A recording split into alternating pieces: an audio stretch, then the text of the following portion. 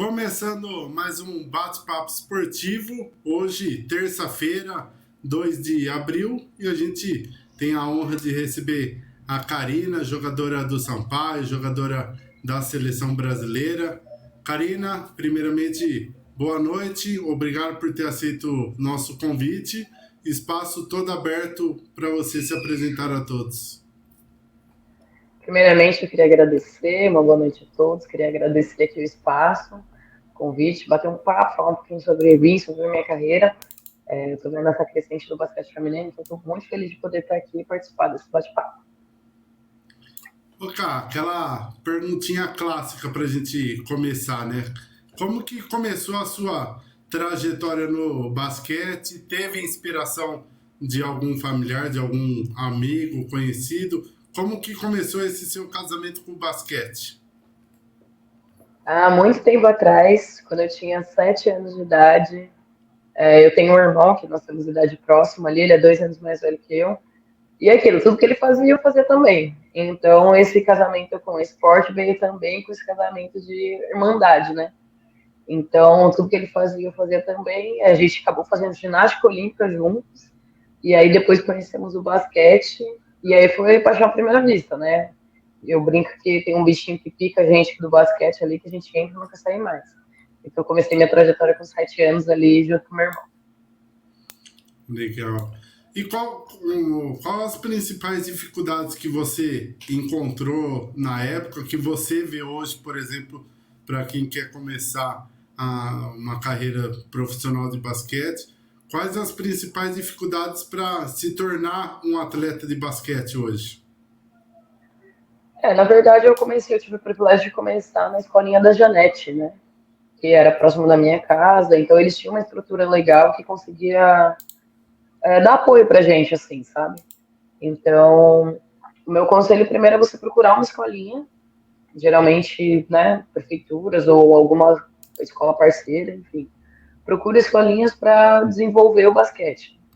E eu tive o privilégio de começar na escolinha da Janete, né, um super nome mundial aí, brasileiro, e comecei a jogar basquete ali com um pouquinho, nunca tinha minha categoria, então fazia escolinha, jogava sempre uma categoria acima, e fui desenvolvendo meu basquete através disso, né.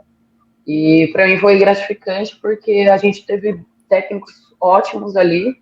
Ela trazia muitos técnicos gringos na época, né? Ela estava ainda jogando na WNBA, então a gente conseguiu ter esse contato, essa troca, essa experiência legal.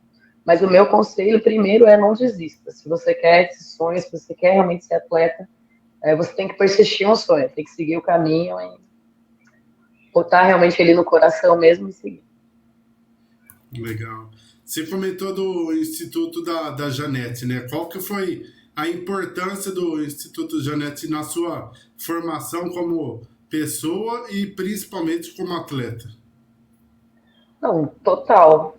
Como eu disse, ela tinha uma estrutura bacana, então a gente teve trocas muito legais.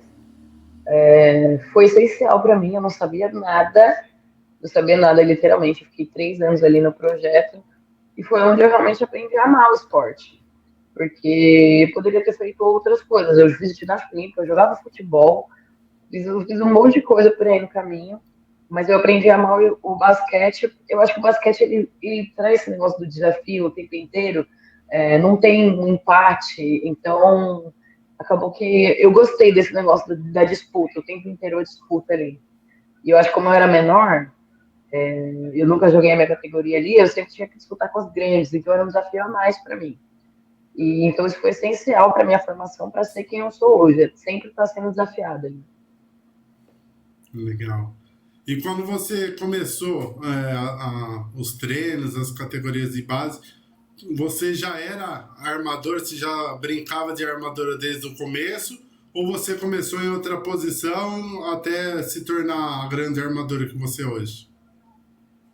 Na verdade, eu fui de 1 a 5, né? A gente brinca, zoa que eu jogo de costas, jogo de frente e tá tudo certo. Mas sempre teve esse estereotipo, né? De que você é pequenininha, então você tem que ficar mais nas posições ali em cima. Então, eu sempre fiquei ali na posição de 1, 2. Depois da genética, era mais escolinha ali, que foi para minha formação, eu fui para Santo André, onde eu fiquei 12 anos ali. E aí eu já fui para armação.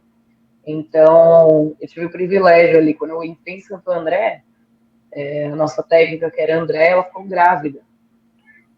E aí ela ficou um tempo com a gente ali, e logo de cara eu já peguei a Laís Helena, ali no Mini. Então, eu já era armadora nessa época, já estava ali, já tive esse peso, essa bagagem com a Laís ali. E ela me ensinou muita coisa. Eu sempre fui muito teimosa, cabeçuda ali, e ela conseguiu trabalhar bastante isso em mim. Então, desde que eu cheguei em Santo André, eu já fui para armação e desde lá estou aí fazendo as duas posições. Legal. E falando em Janete tem uma história gigantesca no basquete, assim como a gente ainda tem o prazer de ver a Eric Quadra, a Eric que está aqui no SED, foi sua companheira na seleção também. Como que foi para você esse início? Tinha alguém que você se inspirava? Tinha alguém que você tinha como referência? Você sempre admirava alguém jogando? Como que foi para você esse início? Então, eu sempre fui muito, muito ousada, né? Como eu disse. Então, claro que eu assistia basquete, comentava basquete ali, sempre estava nesse meio. Mas eu acho que o diferencial para mim foi porque eu sempre gostei de jogar com os meninos. Então, acabava o meu treino, eu corria para treinar com os meninos.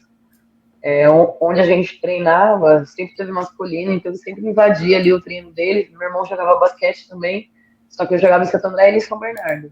E aí acabava o treino correndo, minha mãe me buscava e eu ia pro treino do meu irmão. Então, não satisfeita de treinar o meu treino, eu treinava o treino do meu irmão também. Então, acho que isso pra mim foi diferencial, assim. Lógico que a gente tem várias referências, aí a Erika, principalmente uma delas ali, a nossa tia, que tá aí dentro da quadra. Então, eu sempre pego um pouquinho de cada. Ah, eu assisti NBA, então eu gostava de assistir o Mano Ginóbili. Então, tinha coisas que ele fazia que eu gostava e pegava para colocar no meu jogo. Assim como o Michael Jordan, como Hortência Paula, a gente tem a Janete, as meninas da minha geração também, da Miris, tá? Então eu sempre gostei de olhar o que você faz, que eu acho legal, então eu pego para o meu jogo, eu vou implementando para o meu jogo. E realmente isso fez a diferença para mim. E aí quando eu comecei a ficar um pouco mais velha, ali com uns 15 anos, eu realmente tinha um bate com o masculino. Sempre nas férias, por exemplo, eu gosto de ir pro Racha, né, que a gente fala em São Paulo. Então, todo racha eu tô lá, indo de frente, batendo com os caras ali, né? Eu acho que isso pra mim é o meu melhor, assim, eu posso chegar. E o homem é muito mais rápido, né, pra fazer as coisas, né, ali no jogo. Então, eu pego, vou pro racha lá, então eu fico pegando um pouquinho de cada coisa. Legal. E você que é uma atleta, para quem assiste, quem acompanha, que tem como referência, além da velocidade, as assistências e a bola de três, né? Como que é esse processo, principalmente para quem te acompanha, vê que você tem um grande número de acertos. É muito treino, você tem como ponto forte mesmo essas principais características. Como que é o seu treino no dia a dia? Na verdade, o treino é diário, né? A gente brinca quando você aprende a jogar basquete, você não esquece mais, depois você só aprimora. Então, por exemplo, o meu arremesso, eu já mudei ele muito para chegar no nível que está hoje. Claro que a gente tem que treinar todo dia ali para ter acertos realmente, né? Mas treino.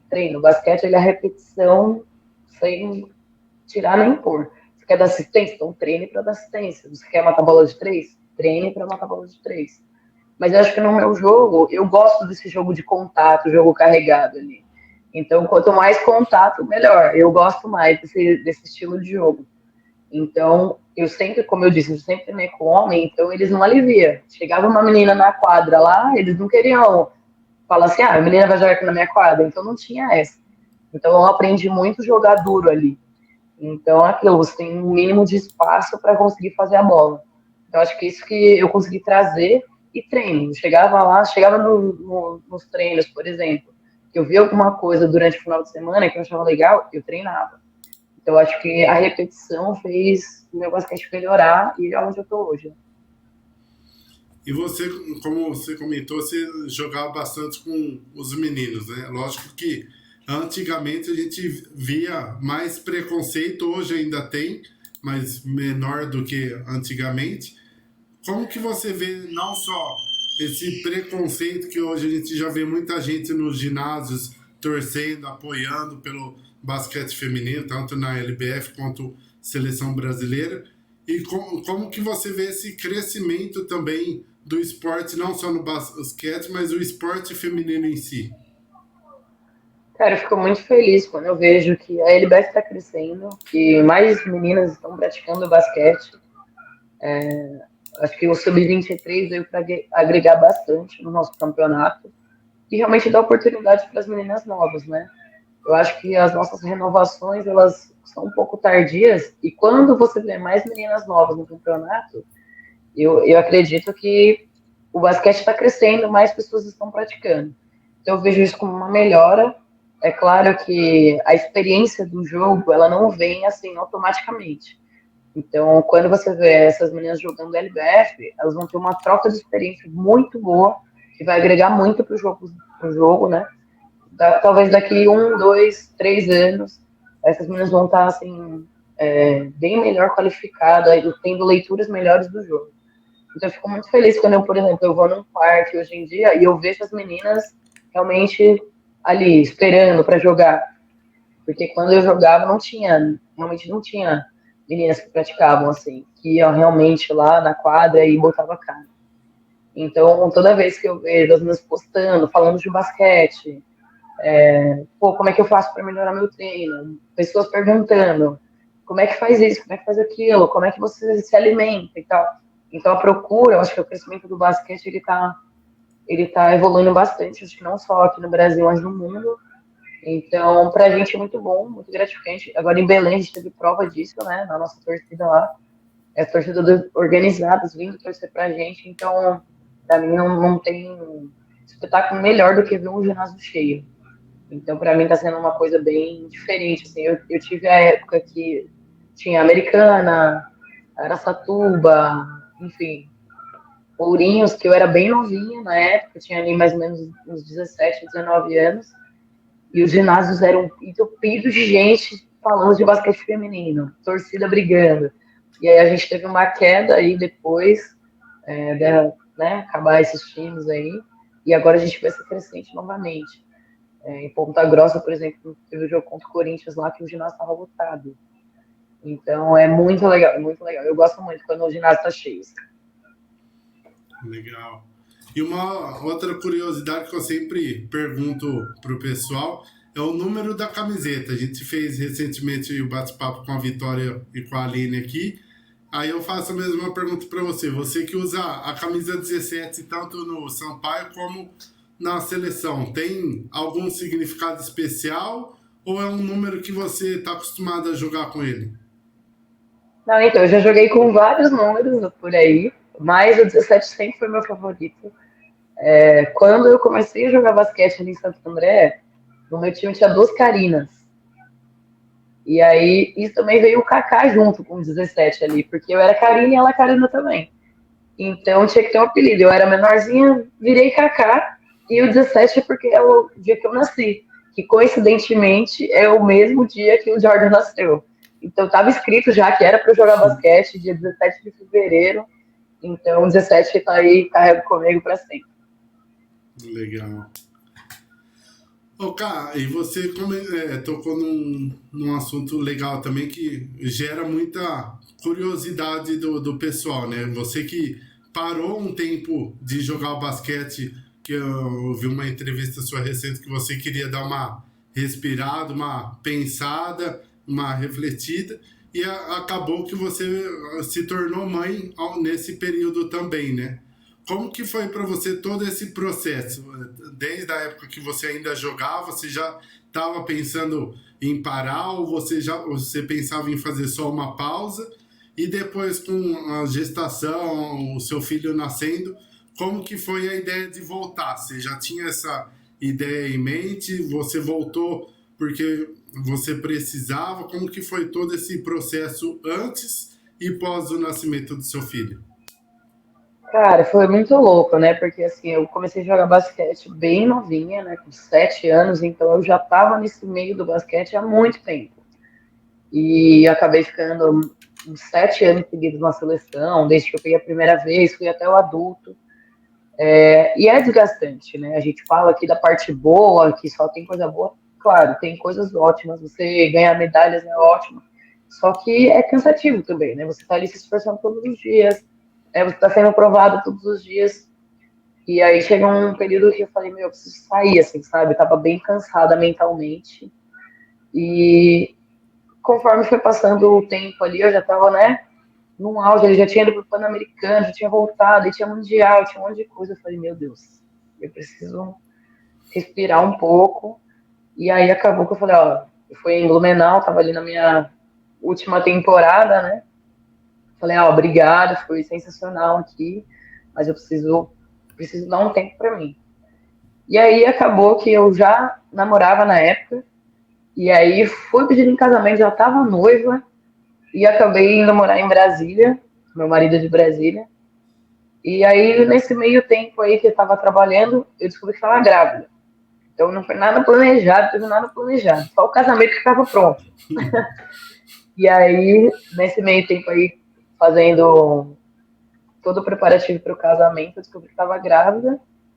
Eu falei, cara, agora não tem mais para onde ir, vamos fazer tudo aí. E aí o Isaac, eu casei, e o Isaac nasceu depois no outro ano. E aí eu me vi assim, e agora? Eu trabalhava e tudo, sempre trabalhei desde novinha ali, eu sempre, né, tive os dois lados ali. Com 15 anos eu já trabalhava também, então eu sei um pouquinho do outro lado ali, né? Então eu tava trabalhando, e aí o telefone começou a tocar. E aí? Você vai vir jogar? Você vai voltar a jogar? E tal, não sei o quê. E falei, não vou, não vou. Aí quando o Isaac, né, meu filho, fez uns 4 meses, eu recebi o convite de Ponta Grossa, do Milos. Kaká, e aí, como é que você tá? Eu já tinha jogado um torneio pra eles lá no Paraná. E ele veio assim, despretensioso, e aí, Kaká, como é que você tá? E tal, e a gente começou a conversar. E falou, ó, eu quero que você venha jogar aqui. E ele deixou bem aberto, assim, ó, você vem, a gente vai ter alguns jogos que são principais, aí você vem, participa, vê como é que você tá se sentindo e tal. Eu falei, ué, talvez para mim seja interessante isso. Eu não vou precisar ficar num lugar, eu vou precisar só ir e voltar. E aí, quando o Isaac fez 5 meses, eu comecei a ir e voltar para Ponta Grossa fazendo esses jogos, né? E aí a gente já sabe, né? O bichinho picou ali, é difícil a gente sair, sabe?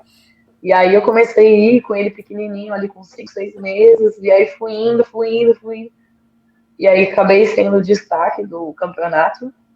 Eu fui eleita para o quinteto ideal. E eu falei, cara, acho que dá. Eu acho que talvez eu queira voltar ali. E aí tudo recomeçou em Ponta Grossa ali. E aí no final do ano, o Camargo era técnico de Blumenau, ele falou, e aí, você vai jogar? Eu falei, vou. E aí comecei e acabei voltando na pandemia, né, que foi 2020. Eu ia jogar em Blumenau, só que acabou, né, deu a pandemia e tudo fechou. E aí eu tive uma segunda gestação nesse período aí da pandemia, que eu acabei perdendo um bebê. E aí, em 2021, voltei para Blumenau de novo e tô aí, desde então. Tive bastante suporte, né? Minha mãe viajava comigo em Ponta Grossa, porque eu saía de Brasília para o Paraná e minha mãe saía de São Paulo para ir para o Paraná. Então a gente se encontrava lá para ela me ajudar a cuidar dele. E aí fui indo, né? É até engraçado, porque ele pedia tempo para arrumar o jogo, e aí a gente pegava, porque tinha a Sassá, tinha a Laís também, que tinha criança pequena, então a gente pegava eles no tempo, amamentava enquanto ele dava a instrução pra gente ali, acabava o tempo, a gente devolvia para as mães, para quem estava ajudando ali, e jogo. Então foi uma experiência bem legal, assim, não é fácil, mas foi assim que eu acabei voltando a jogar basquete. E nesse seu retorno, você imaginava voltar a jogar em alto nível como você sempre jogou? Você imaginava retornar para a seleção, conquistar os títulos que você vem conquistando ao longo do tempo? Ou você imaginava voltar a jogar para continuar a sua carreira, mas sem pretensão? Não, eu sou extremamente competitiva e quando eu resolvi voltar a jogar basquete, era para isso, entendeu? Eu voltei falando, ó, se não for para chegar na seleção, para mim não serve. Eu acho que sempre, desde novinha, quando eu comecei a jogar basquete, o meu objetivo sempre foi estar ali. Para mim, o basquete ele não é só uma brincadeira, sabe? Ele é realmente um negócio sério que eu levo para minha vida inteira. Então, para mim, sempre foi o objetivo voltar a jogar e voltar a jogar na seleção. Essa sempre foi a meta. Legal. E falando de seleção um pouquinho, como que foi para você ouvir o seu nome pela primeira vez convocada para a seleção brasileira? Qual que é a sensação? Você já começa a imaginar você ali com a camisa da seleção? Como que foi essa primeira convocação para você? Eu estava com 17 anos, foi em 2009, e assim, como eu disse, eu trabalhava. Então, eu sempre tive os dois lados. E na época, minha mãe tinha uma barraca de tapioca, que a gente vendia na feira, cobria shows e eventos ali em Santo André, e tava dando super certo. E aí eu falei, não, eu falei pra minha mãe, a primeira vez que eu decidi que ia parar de jogar basquete, foi com 17 anos, que eu ia ajudar minha mãe a vender tapioca na feira. E aí minha mãe falou, não, você já tá há tanto tempo e tal, você que falou, mãe, é o seguinte, vai ter uma seleção aí, que ficava no radar, entendeu? Já ia ficando no radar. Ó, vai ter uma seleção aí, se eu for chamada, eu vou, se eu não for, eu vou largar tudo e vou te ajudar aqui. E aí, coincidentemente, meu nome estava na lista e eu acabei indo para a seleção. E para mim, cara, foi sensacional, assim, porque sempre foi meu objetivo. Então, desde pequenininha, sempre foi meu objetivo estar na seleção. Então, para mim foi mágico, né? Ver meu nome ali, você saber que você vai estar representando o seu país, para mim isso é motivo de orgulho máximo. Eu fiquei muito feliz. Acabou que o nosso campeonato atrasou, porque na época teve um surto de gripe aviária na época. Nosso campeonato foi adiado, e aí a gente teve que. O campeonato era em junho, acho, na época, e acabou sendo no final do ano. Então toda aquela expectativa, aquela ânsia, aquela gana de jogo, só foi esperando ali para o momento certo. E a gente foi para o Sul-Americano, fomos campeãs, enfim. Foi um mix de emoções ali muito bom. E depois, desde então, eu senti isso na minha cabeça. Já que eu entrei aqui, eu vou ficar até onde der. Então, acho que essa é realmente o meu de competição, de estar sempre ali, é o que me motiva muito, sabe? Então, desde o primeiro momento que eu vesti a camisa da seleção, eu falei, é isso, é o que eu quero para mim. E foi muito legal, assim. E agora também, depois de tudo isso, pandemia, filho, e eu poder estar voltando para a seleção, nossa, assim, a sensação de orgulho, assim, de saber que as pessoas estão vendo meu trabalho, que está chamando a atenção, de alguma forma, para mim é muito, muito bom. Assim. E era justamente o que eu ia te perguntar agora. E depois desse processo seu do nascimento do seu filho, do seu retorno, como que foi para você voltar para a seleção, conquistar títulos com a camisa da seleção, tendo agora uma criança em casa para tá mostrando depois a história que a mãe fez e faz no basquete, né? Não, com certeza. Lá na final do PAN, eu liguei para ele é apaixonado por Hot Wheels, né? E aí eu falei assim, filho, hoje eu não ia jogar a final e tal, não sei o que, expliquei para ele mais ou menos como é que ia ser. Aí ele desligou. Passou um tempo que ele ligou, junto com meu pai. Olhou assim e falou, mãe, se você ganhar, eu vou te dar um carrinho da Hot Wheels. Falei, tá bom, beleza. A gente jogou vários jogos e ganhamos. Quando acabou, eu peguei meu telefone, liguei pra ele, peguei a medalha aqui, ó. Agora vai me dar meu carrinho, não quero saber. Então, foi muito legal, assim, ver ele realmente torcendo. Meu pai filmou ele, brincou com ele, assim. E ele todo feliz, sabe? Eu acho que ele não entende muito bem ainda como é que funciona, mas, cara, ele ficou super feliz de ver a gente na TV. E até hoje, quando passa, às vezes no jornal, aqui no Maranhão tem bastante isso, né? A gente sempre tá no Globo Esporte, ali eles sempre estão noticiando basquete feminino. E aí ele vê na TV e ele fala, amanhã você lá e tal. Então, para mim é motivo de orgulho máximo poder passar essa emoção que o basquete traz, que o esporte traz para ele, toda essa disciplina, enfim, todas as coisas boas que o esporte traz, poder passar um pouquinho para ele. Então, para mim, eu fico muito feliz quando eu vejo ele veste a camiseta ali, fica todo feliz. Todo time que eu vou, agora eu faço uma camisetinha para ele. Então ele fica todo feliz que tá ali na quadra, tá torcendo. Então é bom, sabe, ver ele crescer nesse ambiente de esporte. Legal. Ô, Cá, e você que já tá na sua terceira passagem, se eu não me engano, pelo Sampaio, Isso. a gente pode dizer que assim como Blumenau, o Sampaio tem um carinho especial no seu coração aí, que você tem muita história aí pelo Sampaio também, né, cara? Ah, com certeza. Eu vim bem novinha aqui a primeira vez, né? Que era. Nem era Sampaio ainda, o projeto era Maranhão Basquete, em 2012. Então, acho que depois de Santo André ali, foi o primeiro time que realmente, adulto, que eu pude realmente estar mostrando um pouco do meu potencial. Então, o Maranhão foi uma bagagem muito boa para mim.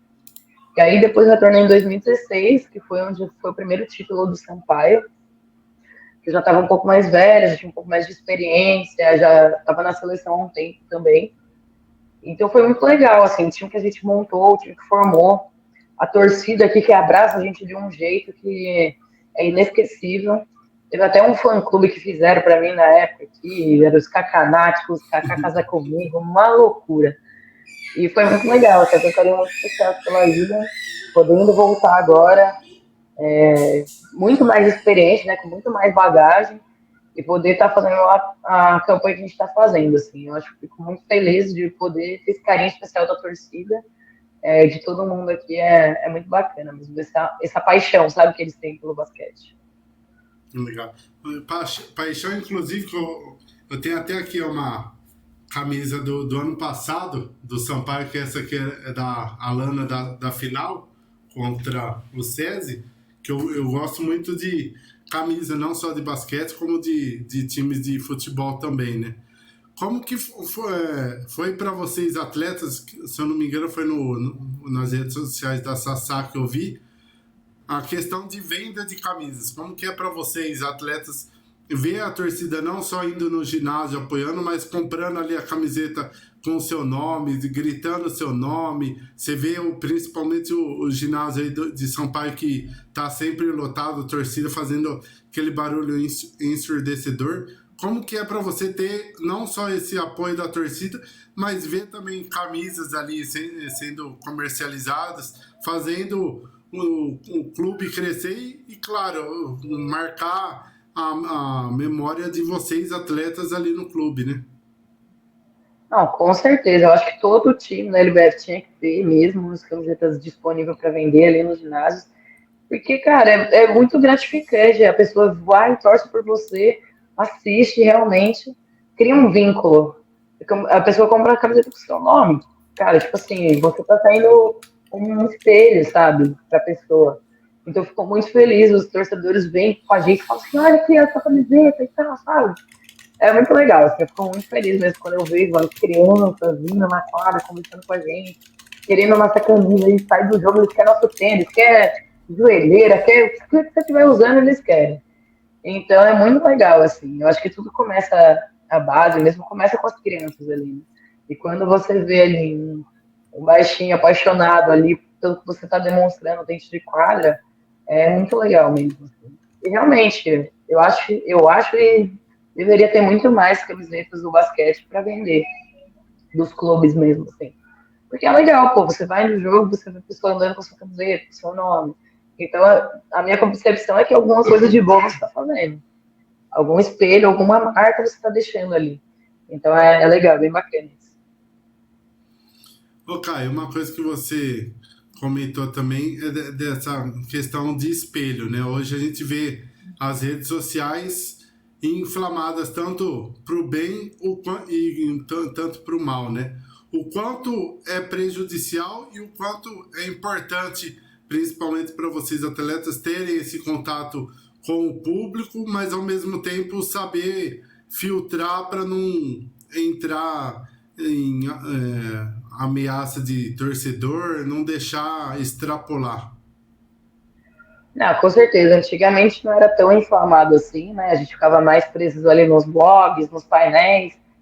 E sempre teve críticas e sempre teve elogios, né? Eu acho que isso é uma questão assim de cada um, é saber realmente filtrar tanto as coisas boas como as coisas ruins. A gente sabe que vai ter, isso é impossível não acontecer, mas eu acho que com as redes sociais a gente tem que tomar um pouquinho mais de cuidado, né? Eu acho que não é qualquer coisa que a gente deve falar ali na rede social, enfim. Acho que talvez se as pessoas tivessem um pouquinho. Porque assim, ó, na rede social você pode não ter cara, né? E isso é um problema. As pessoas às vezes, né, não precisam realmente colocar o rosto ali para criticar ou enfim. Então é realmente saber filtrar. Eu acho que é importante a gente ter esse controle, tanto em postagens, em comentários, porque no fim a gente é uma pessoa pública, né? Independente do número de seguidores que você tenha, você é uma pessoa pública. Mas se você tiver 50 seguidores, 20 seguidores, 10 mil seguidores, vamos imaginar uma sala fechada. Se você tiver 1.000 seguidores, que teoricamente não é muito, né? Mas se você botar 1.000 pessoas em uma sala, será que vai ser muito ou vai ser pouco? Então, olha a influência que você tem com essas pessoas. Eu sempre falo isso, eu escutei isso de uma pessoa e eu falei, cara, é verdade. Se você tiver 50 seguidores e colocar numa sala, você vai ser uma referência para 50 pessoas. Então, você tem que tomar muito cuidado com o que você fala, com o que você demonstra. Claro que na nossa vida não tem só coisas boas, acontecem coisas ruins também na nossa vida, mas a gente tem que saber a forma que vai colocar, a forma que vai falar, as palavras que a gente vai usar, porque isso pode afetar uma pessoa do jeito que a gente não imagina. Às vezes uma coisa que para mim pode ser uma besteira, às vezes para outra pessoa não é. E é uma troca, entendeu? Então eu acho que as redes sociais ela tem coisas positivas, que tem coisas muito bacanas que a gente pode demonstrar e também tem coisas ruins que eu prefiro evitar. Legal. Ok, agora eu vou te colocar em uma fria, mas do lado bom, tá? Qual foi as duas jogadoras mais difíceis que você já jogou contra? Seja por força física ou também pela questão de habilidade, não pode deixar espaço que pode decidir um jogo. Quais foram as duas principais jogadoras que te deram trabalho já? Cara, eu vou falar duas do cenário nacional aqui que tá me incomodando já. Tá difícil de eu marcar esse povo já. Eu sempre fui da defesa, né? Então eu gosto da defesa. Então acho que a Manu do SESI é uma menina, meu, extraordinária. Eu acho que ela vai evoluir muito ainda. Ela já é muito boa, assim. E é aquela menina que você não pode dar 1 milímetro de espaço. Senão ela chuta mesmo, ela põe a bola na sua cara. E eu já não sou mais uma novinha, né? Mas eu tô ali sempre marcando essas meninas e tal. Então a Manu é uma menina que ela vai dar muitos bons frutos ainda pra gente, ainda tanto no clube como seleção. Espero ver muito ela aí. Espero estar com ela também ainda num período aí. Mas ela é uma menina diferenciada, assim. E a Damiris, acho que é indiscutível não falar dela. Ela é a mesma geração que eu. E aqui o pequenininho aqui fala um oi. Oi. Oi, fala. Não, fala lá. E a Damiris a gente discutiu, ela é minha geração. Fala. Daqui a pouco. Aí, tá vendo? Isso aí, vida de mulher assim. Acho que a Damiris ela é indiscutível. Ela é minha geração, a gente é 92, ali a gente teve bastante troca junta na seleção ali. E assim, ela é bem diferente também, para ser uma menina alta. Ela me deu muito trabalho na base, a gente sempre era lados opostos. Então ela sempre foi uma menina muito difícil de defender, e a gente sempre tinha que ajustar. Eu não marcava ela, né, porque nós temos posições diferentes, mas a gente sempre tinha que ajustar a nossa defesa para marcar ela. Então acho que ela me incomodou bastante ali desde a base, e aí depois a gente, né, acabou jogando juntas aí na seleção, ganhamos alguns títulos aí importantes, e ela é uma menina diferente, ela sempre foi revelação nas categorias de base, MVP dos campeonatos, então não tem como não falar dela. Eu acho que internacionalmente, eu acho que a Wheeler, que jogou no Sampaio, que agora ela tá na WNBA ali, ela também é bem diferente. Era bem difícil jogar contra ela ali. Ela é muito habilidosa, muito rápida. Ela é um pouco mais baixa, então é mais difícil ainda, porque eu não sou muito baixa e também não sou muito alta. Então, para mim era um pouco complicado ali, mas eu tive uma troca muito legal com ela, assim, de experiência mesmo, de ver movimentos que ela fazia para agregar para o meu jogo. E a Brianna Stewart, que a gente teve também muitos jogos contra ela ali. Ela é a mesma geração que eu e a Damires. Então a gente sempre tá jogando contra ali. É a mesma geração, não, tô falando besteira, que ela é mais nova, mas ela sempre tava nas nossas competições. E ela também, ela é super alta. A gente acha que ela é meio mole ali para fazer as coisas, mas quando você vê ela na quadra é totalmente diferente. Ela tem um tempo legal, assim, de jogo, então é bem difícil defender ela também. Legal. Uma questão que você comentou também é a questão da velocidade, né? E a gente sabe que, com o passar do tempo, a tendência é perder aquela velocidade habitual do atleta, né? Como que é para você, já com toda a sua bagagem, toda a sua experiência, saber usar a velocidade, a explosão no momento certo da partida, no momento certo do jogo, para pegar justamente o adversário cansado, para puxar um contra-ataque? Como que é saber o tempo certo para usar a velocidade, usar a explosão, que é um dos seus pontos fortes? Eu acho que a primeira coisa, porque eu mudei muito quando eu tive essa pausa de não querer mais jogar e voltar agora. E então, depois que o Isaac nasceu, eu mudei bastante. Já me alimentava bem, mas eu mudei bastante a minha alimentação. Eu emagreci bastante, estou bem mais forte do que na época que eu jogava antes da pausa ali. Então, isso está fazendo muita diferença para mim agora. Eu estou com 32 anos, mas assim, eu continuo com bastante gás ainda para correr, para fazer os contra-ataques, para realmente jogar ali na força. Então, acho que a primeira coisa foi eu mudar o meu jeito de me alimentar, de treinar e tal. Então, isso mudou bastante para mim. E aí, quando eu coloco isso para o jogo, faz muita diferença. Porque é aquele momento que você precisa realmente dar uma arrancada, uma finta, um corte, que você sente o seu corpo bem preparado para você ter as ações positivas. Então, acho que principalmente nos finais do jogo ali, que eu preciso realmente fazer uma boa explosão, uma boa corrida, eu vejo que eu estou preparada, para mim isso está fazendo bastante diferença. E eu acho que também é você jogar inteligentemente. Tem momentos que você não precisa estar correndo o tempo inteiro, e aí é a maturidade do jogo, né? Você saber a hora que você tem que correr, a hora que você não tem, a hora que você realmente precisa pegar a bola, colocar embaixo do braço e realmente atacar, ver a melhor posição da defesa para dar uma assistência. E a maturidade do jogo, ela muda bastante conforme você joga.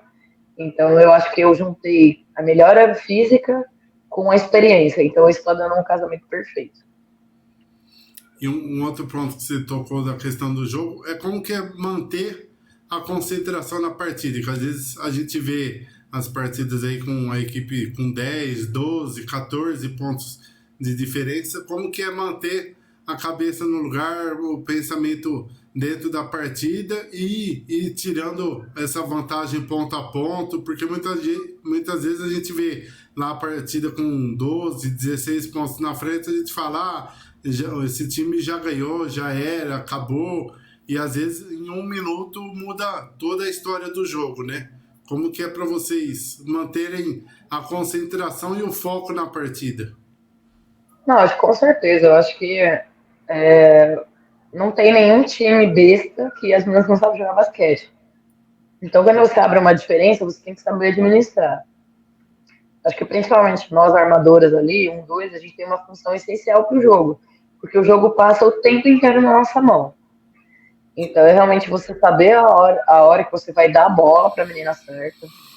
Você precisa de uma bola de 3, então eu vou fazer a jogada X para no final ter a possibilidade de uma bola de 3. Pô, eu preciso de uma bola de segurança, então qual jogada eu vou fazer? Então, acho que principalmente 1, 2 ali, que tá com a bola o tempo inteiro, é saber a hora de pegar a bola e falar, ó, deixa eu fazer aqui, assim, assado. Só que tem um problema, né? Nós temos 5 cabeças pensando, às vezes tá todo mundo na mesma sintonia, às vezes não tá. Às vezes o jogo tá fácil meu, você olha pra pessoa, ela já entende o que você tá pedindo, tá querendo. E às vezes não. Então é realmente você saber trabalhar isso com as pessoas também. Porque não é só pegar a bola e falar, não, a gente vai fazer a jogada X. se a menina ela tá com, às vezes, um pensamento ou na bola que ela errou antes, ou numa defesa que ela não acertou, enfim. Então você também trabalha isso. Eu falo bastante durante o jogo, eu converso muito com as meninas o tempo inteiro, porque eu acho que com a maturidade, eu olho para a pessoa, às vezes no aquecimento eu já sei como é que vai ser o jogo. Então eu sempre vou ali, ó, e aí? Ó, você precisa fazer a bola assim, assim, assado. Olha esse corte aqui, a menina tá te dando um lado, outro. Então eu vou tentando trabalhar um pouco ali com as meninas, falando, dando dicas ali, pra gente conseguir pegar uma vantagem, ou abrir, ou pelo menos administrar. Eu acho que a gente fez muito bem isso no jogo contra o SESI. A gente teve uma corrida ali que a gente ficou, acho que uns 5 ataques sem fazer cesta. E aí foi a hora que eu já peguei uma outra e falei, ó, vamos baixar a adrenalina, segura a bola, a gente tá na frente, não precisa disso. Junta, vamos aqui, vamos reunir aqui, ó, a gente vai fazer isso, isso, assado. Eu acho que isso tá dando certo, eu acho que principalmente aqui em São Paulo, de você realmente pegar as meninas, às vezes tá fora ali, você traz para o jogo. Então, saber administrar isso tá sendo bem legal. Assim, eu sempre falei muito, né? Então, eu já conheço as meninas também, então fica um pouco mais fácil ter essa troca. Legal. E falando do Sampaio, a gente estava até brincando nos bastidores, né? Sampaio que segue invicto na competição, é líder junto com o SESI, só que o SESI tem jogo a mais, o Sampaio ainda segue invicto, único invicto na competição. Como que está sendo para vocês esse ano novo no Sampaio? Sampaio que veio com reforços, vai ter reforços ainda para a segunda fase. Como que está sendo esse ambiente no dia a dia, nos treinos que a gente vê pelos stories da maioria das jogadoras, que parece um ambiente familiar, né? E quem assiste os jogos de vocês, parece que vocês jogam juntas ou mesmo time há anos, né?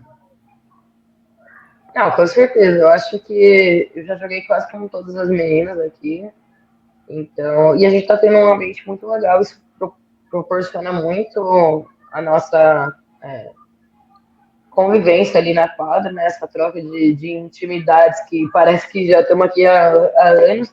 Mas eu acho que a troca, tanto dentro da quadra como fora de quadra, tá bacana. Isso faz o ambiente melhorar. E aí acaba que a gente conhece, né? Às vezes a menina não tá muito bem, ou enfim, e a gente consegue já no olhar, a gente já se entende.